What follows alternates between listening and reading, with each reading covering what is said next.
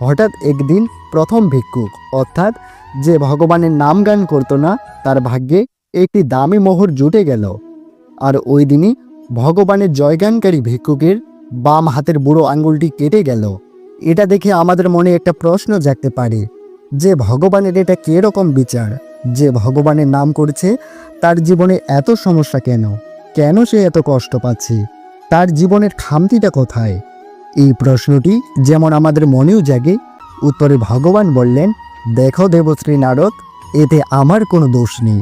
প্রথম ভিক্ষুক যে আমার জয়গান করেই না, উপরন্তু আমার নিন্দা করে, তার এই জন্মে রাজ্য লাভ করবার কথা। কিন্তু যেহেতু আমার নিন্দা করে, তাই ওর শুভ কর্মের ফল কমতে কমতে এই মোহরে এসে আটকেছি। আর যে ভিক্ষুকটি আমার জয়গান করে, তার পূর্বকর্মের ফল অনুযায়ী পুরো বাম হাতটাই কেটে যাওয়ার কথা। কিন্তু আমার নাম প্রচারে অশুভ কর্মের ফল কমতে কমতে শুধুমাত্র ওই আঙ্গুলটাই কেটে গেছি।